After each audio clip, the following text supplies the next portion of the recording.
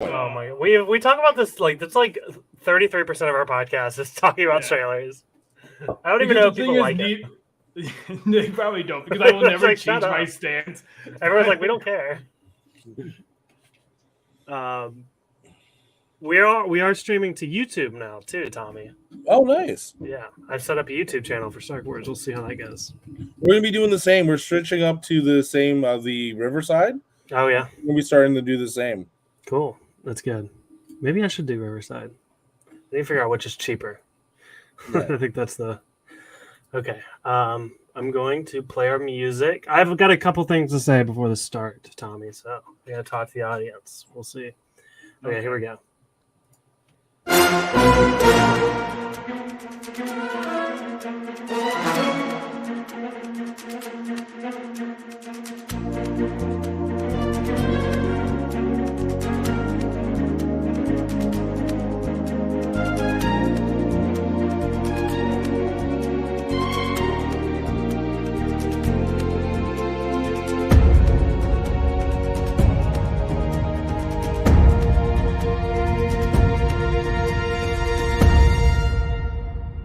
Welcome back, everybody, to the Star Wars podcast, where we talk all things Marvel and Star Wars. Please take a moment to check our show notes to find our social media, merch, and more.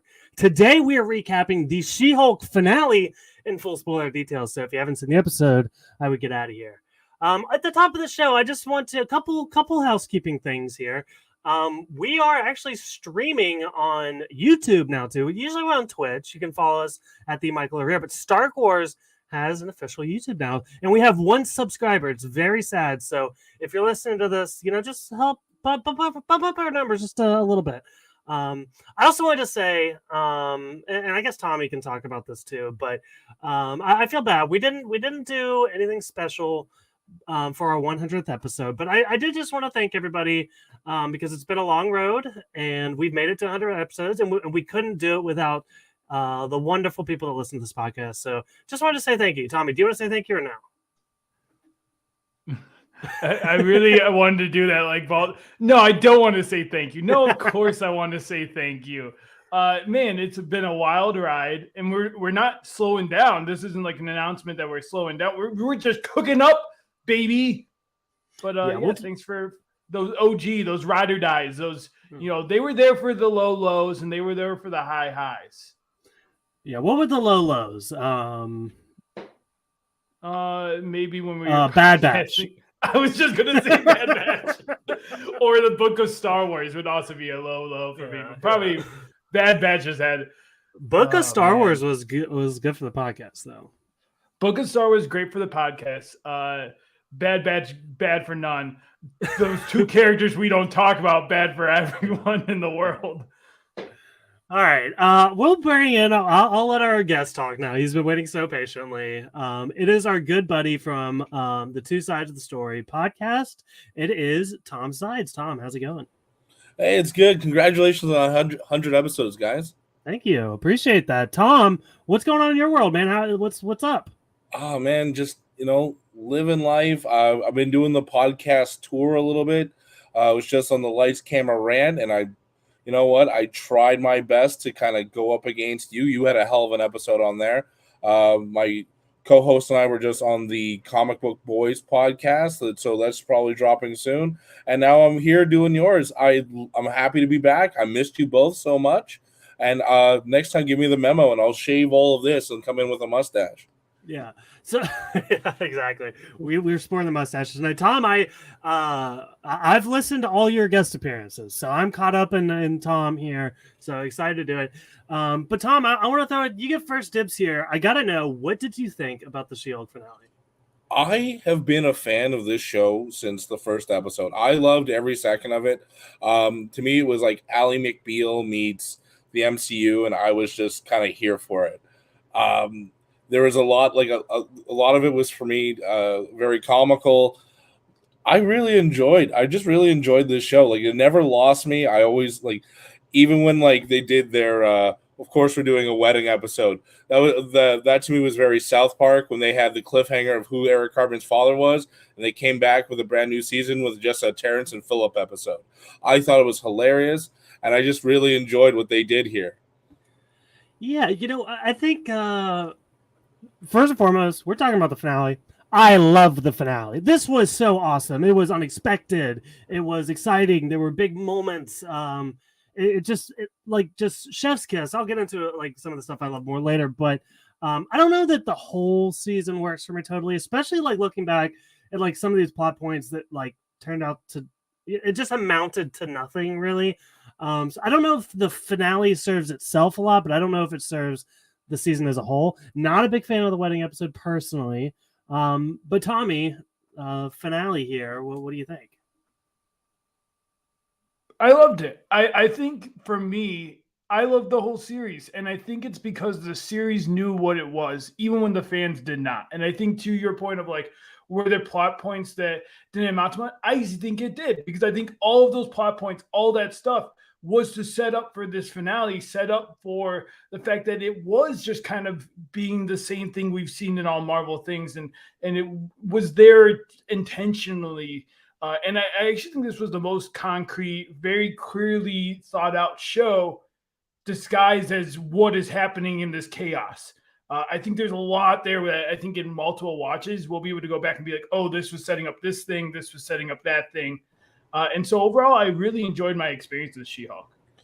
I think that this show was more inclined to be binged than it was stay tuned for next week. As I was in preparation, I kind of like went back 5 episodes and then rewatched all the way to finale, and it's a different watch when you go back to back to back to back to back as opposed to waiting for next week. That's what I found. Yeah, that's interesting. One day I'm gonna start revisiting these shows, and I think it will be probably one of the more interesting ones to see again. But guys, I've just got so much to that I want to gush about right now. But we'll dive into the episode and we'll get to it. But like one of my favorite things of the entire episode is right here at the beginning. We get the Savage She-Hulk intro, which is basically a take on the original Lou Ferrigno Hulk TV show. And I thought this was just so fun, very well done, recreating some really awesome shots from that show. Just the chef's kiss to this. I loved it. It was a wonderful tribute to it. It makes you like these little things that make you want to go back and see like the past stuff just like a little bit. And then it makes you wonder why did they name their character David Banner instead of Bruce Banner. It's just those little things. Did you know that it was David Banner, not Bruce Banner? Yeah, I heard that it had something to do with homophobia. They thought the other name wasn't manly enough or something. Okay. I don't really even see that, but that's what I've heard a couple different times. I was actually like the Hulk TV show. That's like one of the first superhero properties that I ever liked. I was like, me and my brother especially, we were like Hulk fanboys like when we were children. Yeah. And it was from that TV show, and we would we also, I mean, there were other movies too, but we would like cut up our t-shirts like we were like hulking out. So yeah, I've got a lot of reverence for that show. Tommy, you care about the Lou Ferrigno Hulk? Yeah, I feel like everyone knew about the Hulk TV show, and I think like it's why people thought the Hulk movies were going to be such a slam dunk money makers, and Marvel kept trying to make them time after time.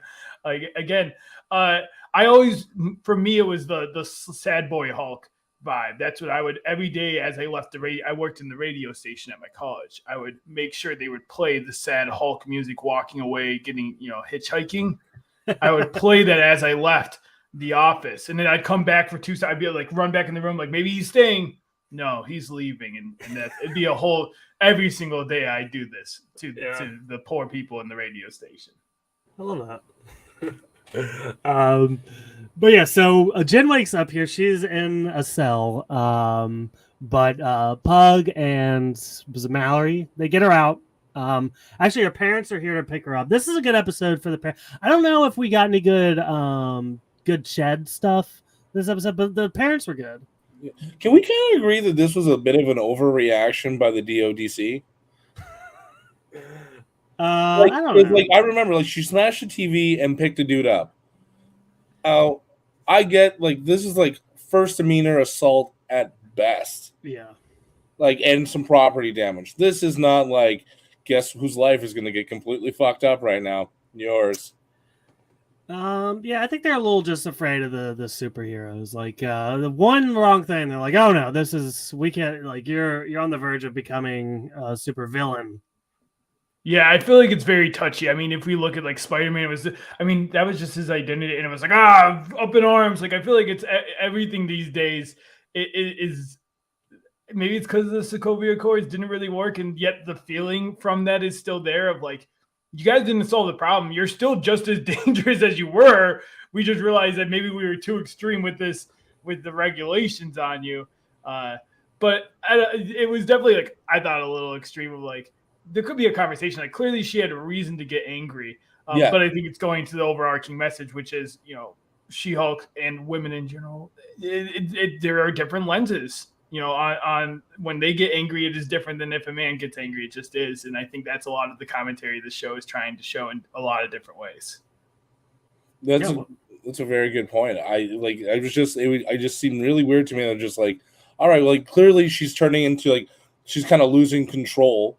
But also, I just found, like, for the most part, like Bruce Banner destroyed Harlem. She smashed a TV and picked a dude up, and now she's, like, in that Hulk tank. Like, it just seemed a little bit much for what had happened versus what could have happened. That's fair. Good point. And there was other ramifications here. We also see that she's cleaning out her desk. She lost her job. I mean, she looked at a lot for these guys. Yeah, it's fire.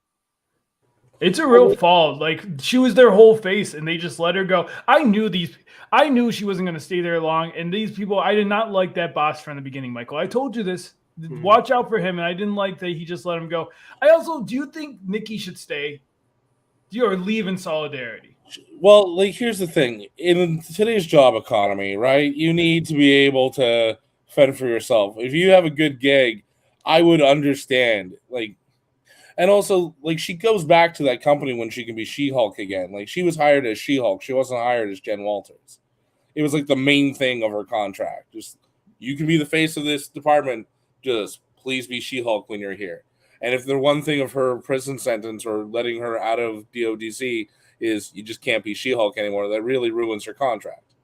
Then you shouldn't. Yes, but if a place is only hiring you for your look, that's a problem on its own. Yeah, that was the issue with, like, the episode 2. She's just, and that's been the struggle of, do people only want, like she has the Jen Walters brain and she's a very capable lawyer, but the problem is that everyone seems to want She-Hulk, which is the ongoing arc of this story. I mean, she did it in episode 8, I think, where episode 7 when she's at the I don't know what it's called, a monastery, the whatever they call it, for Emil Blonsky, and she's just like, you have that friend that's just kind of better at everything, and yet it's also her, and She-Hulk is her better friend. That like that scene really hit home for me. That was just like, oh, Jen Walters, I feel you. I just want to keep you up and take you for ice cream. Yeah, the duality of She-Hulk and all that. I agree. I agree. That's my point. Is, I guess, no one should work for this company. They're clearly, like, having bad views that shouldn't. Like, they all should have left. Up in arms. The fact that they just threw She-Hulk away. That was their whole reason for keeping her in the first place. I didn't love this, but I did love, like you said, we didn't get a lot of Chet, but we got a lot of the dad, and I think the dad was the MVP of the episode. Oh, he's hilarious. He's out there spraying the hose at the reporters. What's he say? We might be in a drought, but I got water pressure for days or whatever. Genius. Love the this episode guy. before is like, where's your jacket? She can wear my jacket. Clearly too small for She-Hulk. It's just hilarious. Yeah. Good stuff here. There's also we get some scenes of her kind of watching the news. But I think the next big thing here is Jen and Nikki they've got their theory board, their red string investigated board, where they're trying to figure out who Hulk King is and Intelligentsia. And Nikki has a plan. She's gonna. Okay, let me back up. I kind of get this whole thing confused. she sees the video of Jen twerking that her mom shows her. Very funny. It kind of, takes us back to what happened with That's us. right. There's only one making a stallion. Yeah. So Nikki ends up with that video. She posts it on Intelligentsia and immediately gets an invite to like their event. I guess that's all it takes. One video. Well, if you bring some good content like that, you gotta, I'm sure you're worth your snuff, right? It must have been like the top post on that day, the most upvotes. Listen, we saw who a Hulk King is. I don't think there's much going on I think they'll let anyone in. I'm surprised they lasted this long now that I know all the behind the scenes that's happening with this group. Yeah. Intelligentsia is not their big thing. Right. So they contact her, but Jen is going to the retreat on her own. She needs like a mental health break. But Pug is also going. He's sneaking in. So this is interesting. I don't know. Any comments on all this? Pug has been my unsung hero of this entire show. Really? He is such a good guy. Like when the elf person mimics him and starts being a dick to the women, he goes like, "Come on, guys, you know me. I would never say these things." Like he just tries his best to be such a good guy, and I just kudos to him. He's like. He's like Bill Murray showing up to this end of Space Jam or John Candy at the end of Home Alone. Just like that unsung hero that saves the day. I love Pug. Tommy, you like Pug? Yeah, I think there's potential at Pug. I to be honest, in the season 2, I'd like to see more focus on the ensemble and almost like I felt like the show had to do certain things for its first season, and I'm hoping they fill that time with the ensemble because I could see this being a week-to-week law case, like officially a law case episodic show that's focused on the core group, not just She-Hulk. I felt like they did that. Like this is a little just focusing on the full season, but I do feel like at times it did that, but then it's like, oh, but we also need to go back to She-Hulk, but we're not giving enough time to her, but we're also not giving enough time to the ensemble. It's like it almost needs a pick. Is it an ensemble show or is it a She-Hulk show? And so I think with Pug, I enjoy the little bit I've got with Pug, but I need to see more. It's hard to do the whole cameo thing every week. And here we are with, we got Emil, we got Daredevil, we got these new characters. Well, they brought back all of them. They brought back every cameo that they had in each episode in this episode. Yeah. I didn't like the wrecking crew of this whole thing. When he came back up, I thought this was going to be the big twist. Like this was all to get her to get back here, and they actually took out Emil. I thought Emil was captured at this point. Was this confusing for you all too, or am I the only one thinking this was going to be more? Something's missing here. I've come to the conclusion because there's this whole plot with Todd and trying to get her blood. We kind of get confirmed that the blood was taken, but there's never any connection between the wrecking crew and them. Right? I mean, we can like headcanon it in to make it make sense because obviously they were also trying to get her blood. But again, this guy from the wrecking crew, he never tells She-Hulk anything. Like, oh, I'm your friend now. But it's like, well, who the hell were you working for when you tried to attack? That was my big thing too. I'm so happy you said this because if you're gonna make peace with her and do all this stuff and try to be buddy, give her everything. Just be like, by the by, we were also hired. We were hired by this guy, so if you want to do some research on this and try and get him, know this, also the fact that he didn't go in and be like, we were hired guns, we didn't do this from our own volition. We were hired to get to you. So that really bothered me. Of just he could have given her by the way, here's the answer to all of your issues. By the way, I have it for you, and he didn't do that. He really didn't deliver.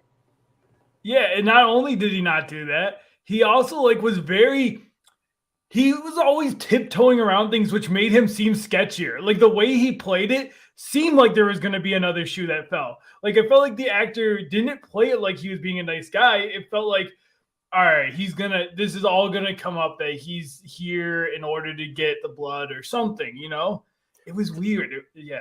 Tommy, have you been watching The Mole? Yes, I have. I haven't watched the new reboot. Yeah, but I'm not I have caught up, seen but the Mole before. there's people in that show that their strategy is to make people think that they are the mole, right? Like, because you don't want to get found out, but if you're not the mole, it's advantageous for people to think that you are. And this Wrecking Crew guy, I feel like he's in that situation. Like, it's almost like he has this agenda. Like, okay, I want to apologize, but I also want She-Hulk to still hate me. Like, because it would have been so much easier if he just said what happened. Instead, he lets her think that he did that on his own volition, when the apology would have been a lot easier if you're like, listen, it was just a job, not personal. Like, She-Hulk would have, like, even if you don't even told, like, say who hired you. I don't know. This, well, and then the other half is like to your point, it'd be one thing if like She-Hulk was also questioning it, but Jen's not questioning. Jen's like, yep, this is normal conversation. This is how a normal adult talks to people. It's like she's not questioning it either. Yeah, no, that really got to me. Like, it was just that, like again, like the ultimate apology. Like, I feel like I'm repeating myself, but the ultimate apology would have just been, we were a hired gun, and if you want to make peace, which it seems like he wanted to do, would have been like, I even expected it in this episode where they had that one-on-one time. Like, he could have just been like making tea and just, well, by the way, I forgot to tell you this in the yurt. We were hired. We were hired by this person or this code name or whatever the hell you want to give her. Like, we were a hired gun to get to you. Yeah, not hard, dude. Even at the time, Tom, we were like, I was convinced. I was like, he's still evil. He's playing her because if he was really nice, but it turns out he's just an idiot. So we'll leave that guy alone. He might not be the crew might still be going out there. That's true. That's true. Maybe we'll see the Wrecking Crew again. But yes, they are here. Pug is on the inside here. He's being the hero. Todd recognizes him, but he's like, "Yeah, man, come in, brother. Like, we got this." Yeah, this is like the misogynistic hour. You know, everyone's like just bashing women in here. But I don't know. It's weird. But anyways, Todd goes on stage. He's giving a speech, and he says he has a speaker. This was weird to me too. Emil's gonna be a speaker here. He's coming up on stage and talking to these guys. It's like they can't decide if he's bad or not. And when they do want him to look bad, they don't even go all the way with it. I don't know. Also, can we say that this is kind of like a bad choice as like your speaker? Because who's his lawyer? Like well known. It's in the news. Like, this guy, he goes to this law firm all the time too. Like, that's his law firm. He knows that Emil Blonsky's lawyer is Jennifer Walters. There's a relationship there. Like, just like right there. Like, what is he thinking? Well, maybe that's why, Tom. Maybe it's like if you got his lawyer, if you got the person that she's representing dissing her, how bad that's even like it's almost like a cherry on top of well said. Like, yeah, it's like almost like slap in the face. Like, look, we got your own people talking about you and supporting this group now. Yeah, so you get Pug, and now you got Emil Blonsky on top of it. Like, we got the inside scoop. You want to talk some shit? We got our client right here. He's gonna. Yeah. All right, I'm with you. Yeah, I will say he doesn't actually say anything bad about like his speech is so he like comes in after everyone's talking crap about her, and then he gives like the most generic speech of all. It's like just like if you looked up motivational speech, like that's what he said. Like it wasn't anything. It was very vague. Yeah. It was nothing to the group. Yeah, I actually didn't know if he fully understood this was a She-Hulk hate group at first. Like, I was like, did he just get told to come to this event and he's just giving a generic like pump up speech? Like, you're all reaching your goals. Yeah, woo! I don't know what they are, but I hear you're doing it. Well, is that all it takes? Should we get into being like what do they call it? Not I keep saying pump up people, but like motivational speakers. Yeah. All we just vague statements is all we need to start. Just hey, your life is good. You're doing it. Yeah, and it might get bad, but you'll do good again. Own belief in yourself that you're doing it. Yeah. Hurrah! Yeah, exactly. Things won't always be perfect, but if you keep trying, it's like, all right, cool. Okay, so this is when things really start going downhill here. Jen walks in and she sees Abomination there. A lot of stuff starts I don't even know where to begin. I can't even process. I guess we can start with Todd Hulk. This is something that we've talked about, Tommy. We kind of saw this coming. I hate but it. You don't like it. I do not Come at me, bro. never need to see Bro Hulk ever with the tight shirt. Oh, I hated it. I hate it. Scarf. Yeah. Oh. Yeah, I mean, I guess I don't love. I mean, I thought Todd was really dumb. I don't like Todd. Like, I don't like him as a character or as a villain, or like I wouldn't hang out with him. Like in every way, I can not like Todd. That's how I feel. You know who could have been our first Bro Hulk? Chet. That's who could have been our first Bro Hulk. Yeah. He still might be. Did Chad have a lot? Because I know like there was like a family dinner. I think he was there later. Did he have a single line in this episode? I feel like that we wasted Chad there. I didn't even see him in the episode. Like I never remember someone saying, "Hey, let's go to him. Let's have a combo." No, I didn't hear anything from him. Well, it just goes to show how easily unimportant he is when Jennifer Walters has a successful boyfriend there. Oh, yo, what's going on, my party people? Bow, bow, bow, bow, bow, bow. Boy, DJ Incredible. Okay. Is he the star? We should have like should we do awards for each series and like who is the MVP background person? Is that a thing? Should we do this, Tom? I think why not? I think like discussing the unsung heroes of anything is worth discussing. Like if I have to give my vote's still to Pug right now. Throughout the whole series, I think Pug kind of just killed it. He accidentally helps out. That's what I love. The accidental help. Like him having like a need for shoes. What do we find? The dude that makes the suit for Jennifer Walters. Like I like that. It's tripping and falling into success. Yeah. Let's put a pin on this. Let's come back to the end of the episode. I'm going to think about some awards here, and we'll talk about it. Because I really would just want to talk about the hellfire that happens here. Titania shows up. Hulk shows up. Yeah. Hulk fights Emil for a second. Yeah, like, and even like we know their show goes, but when I'm watching this, I'm like, what the heck is going on here? And I love the line out of Nikki going, "Doesn't this bitch ever use a door?" I love that. That made me laugh so hard. Yeah. I just she's always smashing through. Like, yo, just there are doors here. You're in a bar. It's easy access. Yeah. And this is the thing, guys. When this is happening, I was like, yep, this is everything we've talked about, everything we expected. And guess what? That's what we do for every Marvel finale. We've talked about it. We've theorized. We basically know exactly what's going to happen. And it always plays out repetitively or predictably. And for the first time, I was completely caught off guard here because Jen takes a step back. We go to the home screen. First of all, did anyone feel like they sat on their remote when that happened? Yes. Yeah. I don't think it got me. I think I was just like, Did you guys make the same mistake of watching it with subtitles on? Yes. Well, yes. I know exactly what you're talking about. So let's get there. Yes, she jumps to the home screen. She gets in. She's walking through the. Yes, Tommy. Sorry, I was just off this. I wanted to stop here real quick before we jump into the because we're gonna have a lot to talk about. I wanted to say about this jumping around thing. I like it because I think it makes sense for this story, and I think it was like we can talk about this more once we. But the idea is like the breaking the fourth wall in this way feels intentional because it's her taking control of her story, and again, like the overarching theme of the show. In the comic books, eh? Yeah, she's done it before in the comic books. That being said, there's a character that I think it would have fit. Like, you've already opened the jar, right? There's no other character you can really do this with in the future. And to me, if they ever did a Gwenpool series, that would have been the character you do this with. If you don't know Gwenpool, it's a wild story.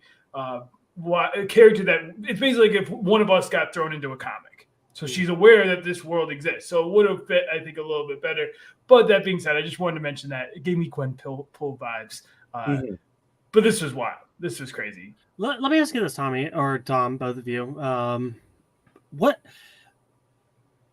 I mean, I'm not really going to get too wrapped up in like the logistics of this whole thing because I know that's just not the point. But like, She-Hulk is kind of like a Nexus creature at this point, right? She's jumping into other universes and like changing things. Like she's got Wanda pad. Like this is like I don't know. Well, they did make sure to carefully put in that this can never happen again. They patched up the area but I agree with you. Like she is the fact she can do this and literally gets everything she wants. She should have asked for more things, to be honest. Yeah. Be like, hey, can I have $1 million as well? Like Jen, you really dropped the ball, I think, on this one. Yeah. But yeah, no, I think she has this crazy ability. Now, who's to say? Like, I know she can't do this again, but she could do something else again. I'm just happy we didn't get like, do you remember the 2003 Hulk where Bruce Banner literally jumps out of a comic book, or Hulk jumps out of the comic book frame into another? Like, I just thought that was so weird back in that. Like, that was part of the ruining that film for me. Yeah. Interesting that you asked that, Tom, because I've complained about this multiple times. I can't watch the Hulk movie. You can't find it anywhere. I guess maybe I can rent it, but I'm not paying for that, especially when all superhero movies are on streaming services besides that one. Well, we have it on our Canadian streaming services, Crave TV, if you have it, yeah. Do we have Crave, Tommy? No, it's strictly Canadian. No. Well, I'm going to get a VPN. I'll show. Yeah. I think I'm going through all this trouble to like move to Canada just to watch Hulk. Or just rent it for like $5 probably. It's probably like $3 on Apple. Yeah. Okay. So she goes into the writer's room here. A lot of interesting conversation going on here. Tommy did allude to the subtitles. Tommy, did you watch the subtitles? I did not, but I've heard of this issue that people had. Yeah. It kind of ruined the whole Kevin thing. In the subtitles, they abbreviate the Kevin as if it's an acronym for something. So you kind of know that this isn't Kevin Feige, which they could have. I mean, I don't know. How do you mess this up? It's not Kevin Feige. Keep Feige in the background. Let him do Kevin Feige things. Let him wear hats. Leave him alone. Let him wear hats. Yeah, I think I'm glad it wasn't Kevin, but I'm glad they alluded to like it was such a good joke. If you don't get this, I was definitely goofed. I was like, are they really going to bring Kevin in here? And then what it was definitely got me. Like I was like, oh, this is a fun. And I like that the robot has a hat. Yeah, exactly. I also like that they used the Burbank offices as well. Like I've walked the same path that She-Hulk has walked. Mm-hmm. You've been in there. Have you seen like that? Were you in the Iron Man suit area? That was cool. Saw it from afar. Not giving too much tea, but I was a PA at some point in my life who had to run errands, and I'd walk, and there was the Snow White dwarves holding up. That's like that was my first time seeing that, was actually being there. I was like, oh, this is cool. And now I saw it on TV as well. That's awesome, man. Yeah. Cool. Yeah. So, well, was there anything in the writers' room that stuck out to you guys? I mean, there was like a couple comments here. They talked about making season 2 a dream sequence. Just inside jokes that were written on the board. I think one of them was something about men's knees being attractive. Yeah. Like they had just like weird things of just like, what are we doing? As a man, my knees are not attractive. Yeah. Days. Yeah. Fun fact: Jessica Gao, the creator, is in the writers' room as well. All of those were writers unaccredited. I didn't know all. I knew officially she's been the one that was announced. I wasn't sure if all the other ones. Yeah, all the rest were writers that were okay. So they were all there, but the creator was there. And then some of the ideas on the whiteboard, Gamma Goo. There's something attractive about man's knees, like you said, Tom. Nanobots and Incredible Hulk. They already got it there, Michael. They're already teasing it. What? I see that. What the hell's up with Nano? Why are they talking about nanobots? When did that come into play? Tom, I think we talked about this, Tommy, but I hate nanotech. In general? Just all. Yeah, I hate it in the Marvel universe. It's so dumb. Like small robots. You keep your robots full size or not at all. Yeah, basically, yeah. I mean, I like the classic Iron Man suit where he's like just like he's just this big metal machine, and now he's like I don't know this like he's got bugs all over him. I don't. It's weird to me. I'd rather see him like get in this like actual physical suit than him like snap his fingers and like. It's like I don't know. It just feels cheap to me. That's fair. I think they're like trying to like advance the technology in the MCU, but I'm like, I don't need that. I don't know. Yeah, I think it was also the show. Like, look how far we've gone since like the very first suit. Right. Like the brilliance. It's also the brilliance of Tony Stark. Look what this guy can do. Also, yeah. like this is like I shouldn't complain. We're watching the MCU. I was gonna say this is like impossible technology, but obviously everything in this show, these shows, Having are a web impossible. flinger as a superhero is also impossible. Yeah, exactly. So I'll leave it alone. But yeah, so we go to Kevin here. We walk in and we find out that Kevin stands for something else that I didn't write down, but it's a robot, and it's for Nexus, yeah, which Yeah. I love. we've been hearing a lot about the Nexus. Yeah, there's always been, and like the thing about Nexus is that it's kind of been dropped around throughout this entire like new wave of shows. Like it hasn't been like it's not real yet until it's something. I feel like they're just hinting at something huge to come. Yeah, either that or they're just trolling. I don't know. Marvel, do you guys like the idea that like Marvel has almost gotten to the point where they know what we want and they know what we care about, and like they know that some of these words are trigger words for us, that like they keep throwing them out there almost willy-nilly, like not having plans to do it, you know? Like even like the Incredible Hulk, it's like they're doing that because people were hinting at that kind of thing or throwing out it's almost like too tongue-in-cheek for me sometimes. I think it's because they have something on the way. I think it's like If they do, I hope so, Tom. Yeah. And like the breadcrumbs, like who started the Mephisto rumor? Like fans did it. Like it wasn't They did as well. I mean, they knew what they were doing, hinting. Well, they knew what they were doing, but there was like no real hint of Mephisto. Really, There was one thing. what was that? I can't remember exactly what it was, but in one of the animated intros to one of the shows, they show them like going beneath her house, and what is it, like his Mephisto's hat or something is there? Yeah, I think that that was- animation had tons of hints to different Yeah. things, but that was they also hinted towards the guy that they used for the Vision mind, but yeah, Wonder Man was his name. They hinted towards him and never showed him to, but they did hint towards Mephisto. Yeah. And, So I don't know. I think like it also keeps us engaged, and like a lot of us like a lot of the fun is discussing like our own theories. Like I'm not sure if you heard me on Earth 894, but I have this theory that Wong is a Kang variant. Can you like break this down for me a little bit more? I keep hearing like they told me about it, and I guess I'd listen to the podcast, but like let's hear what's your take? My theory came about is because like you know how Kang is everywhere right now. Wong is literally everywhere in the MCU right now, and it like to me like he's not that big enough of a character, but but we keep using him. And don't get me wrong, like I love Wong as much as the next guy, but like what are we using him for right now? He's literally everywhere. This has like been this. It's been phase Wong since he's showed up. Since he's became the Supreme Sorcerer Supreme, and so because of this, and then I started to think, well, how else are we gonna get drop the mantle to Doctor Strange to being the Sorcerer Supreme?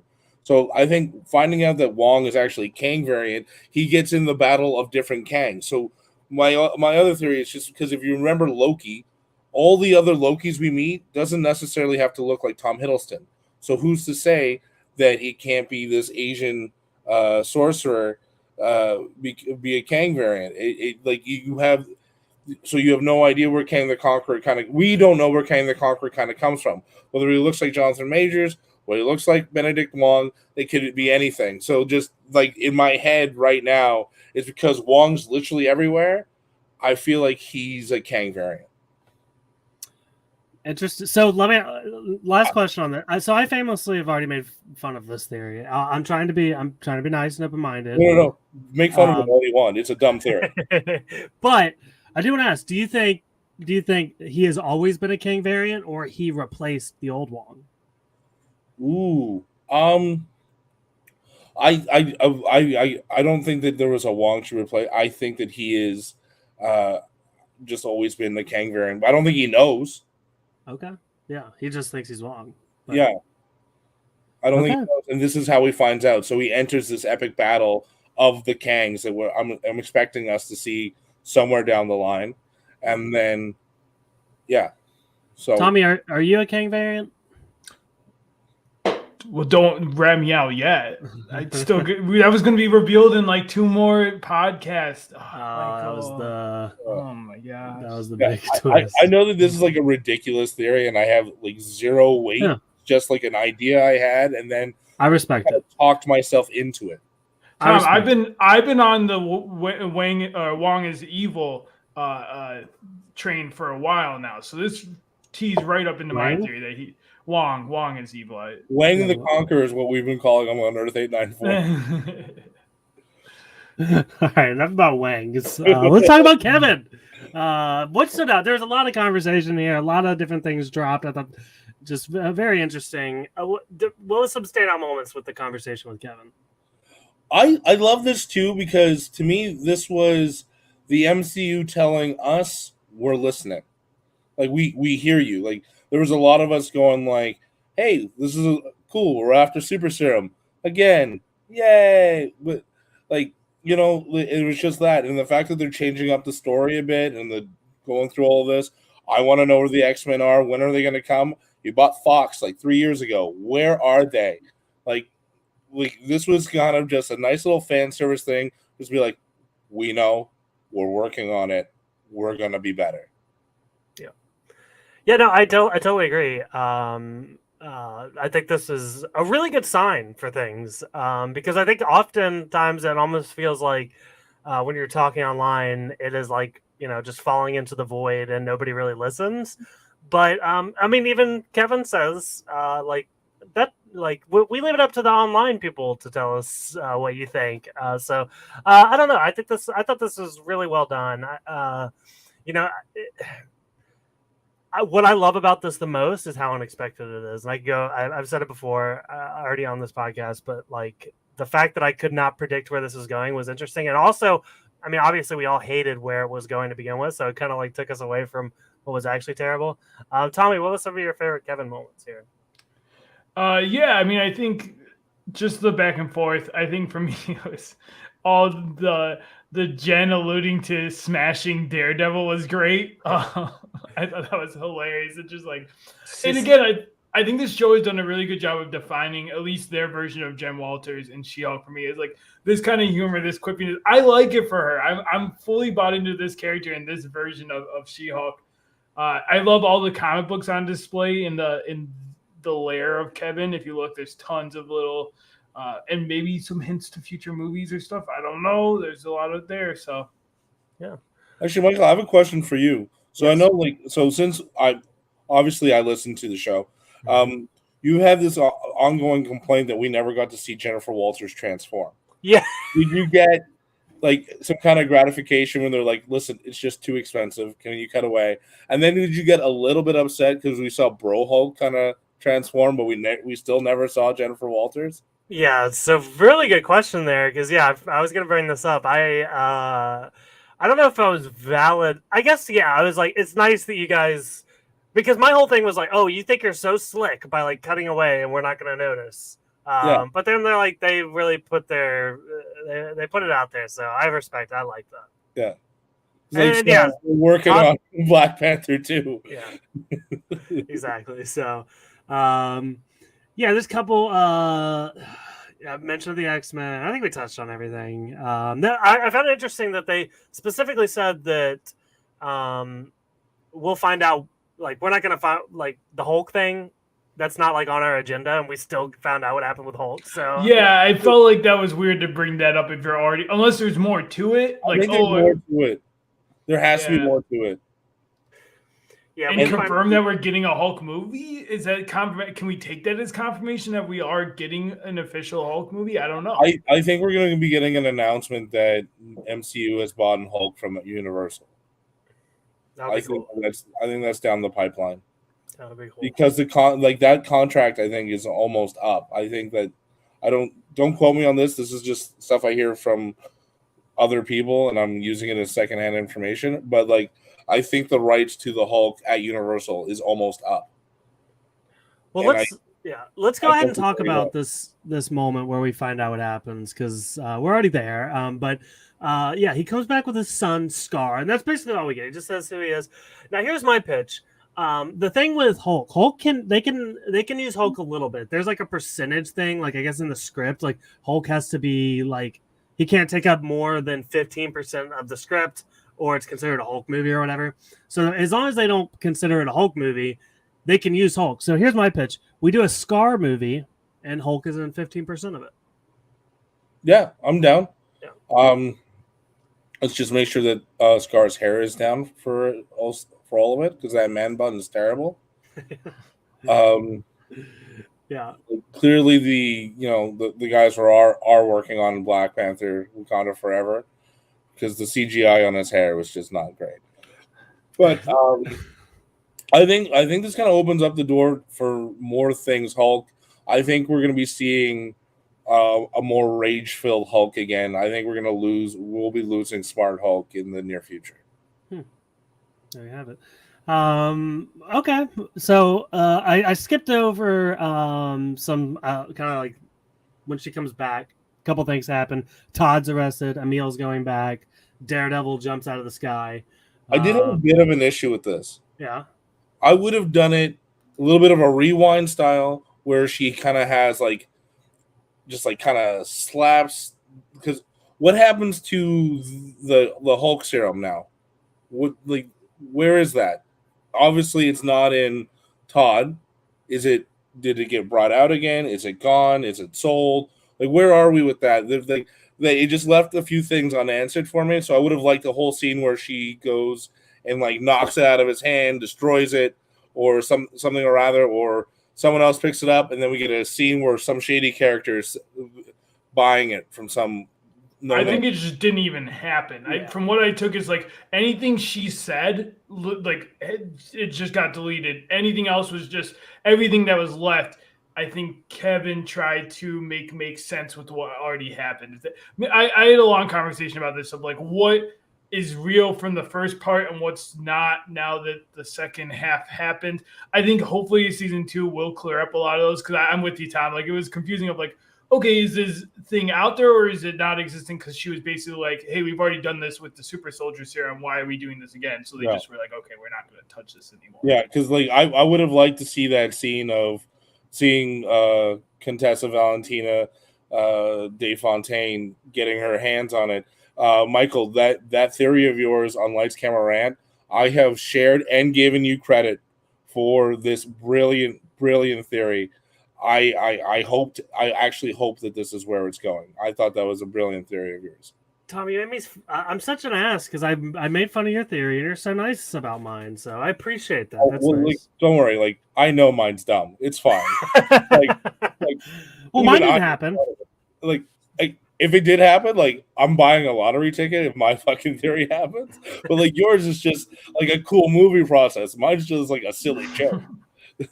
We'll get to the news, but I also feel like some of the recent Marvel news kind of takes it away. Yeah. But I guess the last little bit, we talked about the post-credits. Yes, Tommy?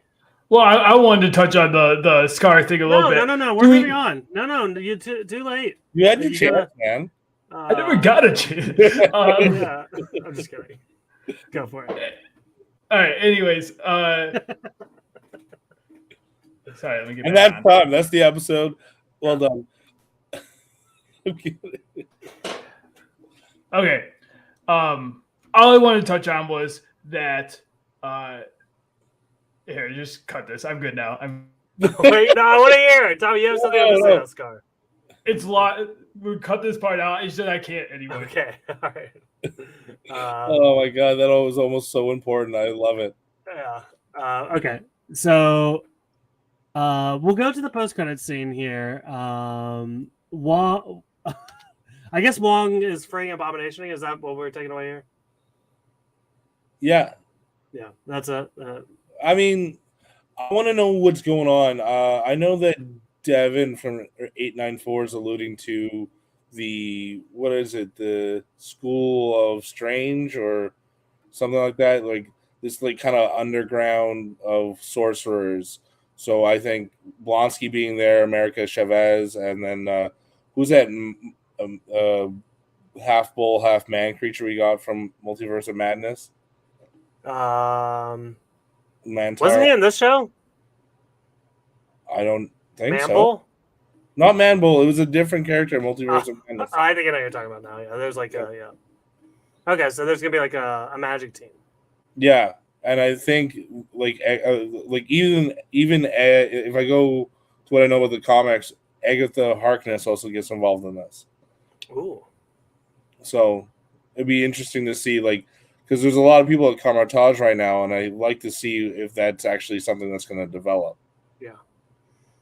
Okay, interesting.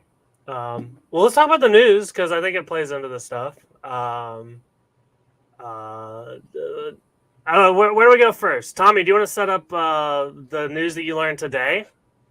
Yeah, I learned some news today. Actually, I don't know if let's clear. I think it's rumor, technically. I thought it was officially, like, in the last day it was official, but maybe it's still rumored, if we can say rumored, that we are getting a new version of General Ross. Oh, okay. So that one's. I was thinking about the other one. Oh, gotcha. That is, yeah. But yeah, so General Harrison Ford is coming in to play the Thunderbolt Ross. It's kind of interesting, I think. It's interesting they're bringing it. I love Harrison Ford, casting. obviously. Yeah.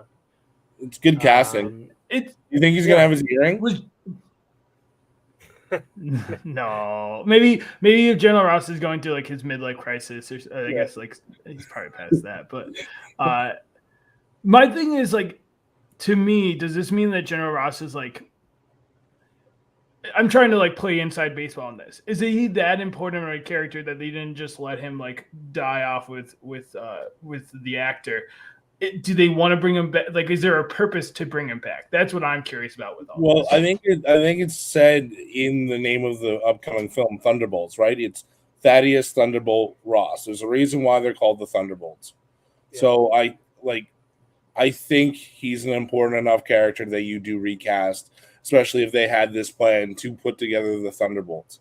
I know that you can, like, again, like I said, like, I liked Michael Cera. Like, I was living in a world where this is how we do it without him, right? And then you can say that Contessa Val had a relationship with him, and then decides to name the group after him. Whatever, you could do whatever. But he's coming back, and I don't know if this is too much of a spoiler. I believe it's Captain America 4, right? So that's, I guess, yeah. Like, what's he gonna be in that? I'm curious. I think he's gonna be the same general that we like, just looking like Harrison Ford, which is gonna lead to him being Red Hulk. Yeah. Because with the leader there and all that, there's gonna be some hulking around that we're not prepared for. Good point. I forgot about the leader as well, and that's that kind of that's a there's good connection. But yeah, my thing was like I feel like Contessa Valentina, whatever. I felt like she was brought in because we didn't have him, and now we have him. So what is she? Who is she? Maybe she. I don't know. No, but maybe she manipulates Thunderbolt Ross into starting this organization because he's under this impression of like he is right. He's wanting this. He's been like he has this narrow-minded view, and since Hulk has not been able to shake it. I like that he's like the or Valentina. She's like the little finger of the MCU right now, like just kind of pulling all the strings. Mm-hmm. I love her. I think she's really great. I can't wait for more of her. Let's talk about this other one. And this is the one I don't think is confirmed, but it seems to be rumored that Sacha Baron Cohen will be playing Mephisto. Do we have thoughts, guys? Right off the bat, great actor. I don't know. I've never read anything with Mephisto in it, nor do I have like an idea of how to play this character. But knowing what I know about Sacha Baron Cohen, this guy has nothing but range. So I think we're gonna either get something ridiculously flamboyant and fun and manipulative, but at the same time, like he like from what I've seen from his like Borat Ali G, but then you see him do stuff like he did in Sweeney Todd. When he needs to act, he can act. So I'm excited to see what he can do. What we're gonna get out of him, I don't know, but the guy has range. Yeah, Tommy. Yeah, I mean, Michael, I'll believe it when I see it. I listen. I can't believe they're going to give us Mephisto. Do you know how long it was, Michael, when we were in the trenches of WandaVision and we thought it was going to happen at some point? I just show me it and I'll be happy. I just can't even. I can't even think it's a possibility. I feel like we do get a lot of like fake news out there. I will say I thought the Harrison Ford thing was fake. That's confirmed now, so that actually makes me believe this a little bit more. I don't Do you know. think it's Disney that's doing it too? Like leaking out, like no, but like that's what I would do if I worked for Disney or at least Marvel. I would have like, here's some truth, here's a lie, here's a lie, here's some truth, and then just see what hits, and we'll see what the fans say, and then we can get some actual feedback going. Like, oh, they're actually excited for this shit. Well, maybe we can work on this as a side project. Yeah. I mean, it's probably happened at least once. I mean, with everything. It has to have happened. Okay. I mean, like just like the demand of Spider-Man, just like to make that deal. I know like a few things changed. It went from Captain America 3 to like Civil War. No, we can get Spider-Man in this, so we can do some things. Like I'm sure that there's been a bunch of rumors. Like I mean, even the rumors of the 3 Spider-Man going to work together in No Way Home. It must have been like there's lies and there's truths and all this stuff. I don't know. I just think it'd be a fun department to work into the MCU leaked wing and just be like, all right, you go to Twitter. I'm going to put out this week that we're casting so-and-so. Yeah, they'll fucking love it. Yeah, no, that's good. I like that thing. Why didn't we see that in the Marvel offices in this episode? But I think that brings us to the end here. Tom, thank you. Always a joy to have you here. Hey, thanks for having me. Yeah. I want to give you the chance to tell people where they can find your podcast. Anything else you're up to? Yeah, we're everywhere you find your podcast. You know, the Spotify's, the Apple Podcasts, the fun, weird ones that I can't believe people actually use to stream podcasts. You can also follow us on Instagram at 2 Sides of the Story Pod. You can email us your fun theories, silly questions, or all around get a debate out of Sean and I at the number 2 Sides of the Story Pod at gmail.com. Yeah, also I want to say you guys have a tremendous t-shirts. This is amazing. I'm really happy. It came in the mail. Looks great. The baseball tee is worth a purchase if you guys want it. It's a great t-shirt. Yeah. I appreciate that. But we got a lot of different t-shirts. I ordered a hoodie today. It's getting cold out there. Yeah. So get yourself a Star Wars hoodie. I do want to. I don't do this all the time, but just a little shout out. I was checking the reviews. I'm going to tell you all guys to review soon, but just shout out Joshua Spitzer, who's been a guest on here a couple times. He gave us a 5-star review and wrote some kind words. So, if you want to do that, I'll read your. Should I read his review? And then other people will think I'll read their review. Should you read it in a funny voice? I think you're better at the funny voices. I think you should look it up and do it in a funny voice. More of my expertise. I'm not a big funny voice guy. Oh, well, we'll teach. All right, I'm ready. Go. All right, go. He titled it "Always a Great Time on Star Wars." Now it's a lot of pressure to do. Think of like one of your D&D characters. Yeah, that's it. Yeah. Sometimes the guys have terrible takes, but that's okay. Not everybody can have great taste. Seriously, though, these guys are great and love listening to their content. Their merch is always flame emoji as well. Toodaloo. Very well done. That was like I love almost it. Gilbert Godfrey right there. I like Yeah, it. that's I'm glad you said that because I was like, that's Iago from Aladdin right there. Yeah. yeah. It's my goblin character named Bleck the Lesser. Shout out. Well done. Tommy, what's going on in your world? Anything you want to tell people about? Oh, you know this. I podcast with you, my good friend, for 100+ episodes now. It's watching. I'm knee deep in Naruto. Okay, that's good. That's basically it. You can find me in my house watching. It's good. Do you want people to find you in your house watching Naruto? I mean, like maybe knock. on the door. If you're like, if you come to my door, you knock on the door and you say, "Hey, I listen to Star Wars. I've come to watch you watch Naruto." Yeah, I'd probably let you at that point. I don't watch it. Watch Naruto with you. Watch you watch it.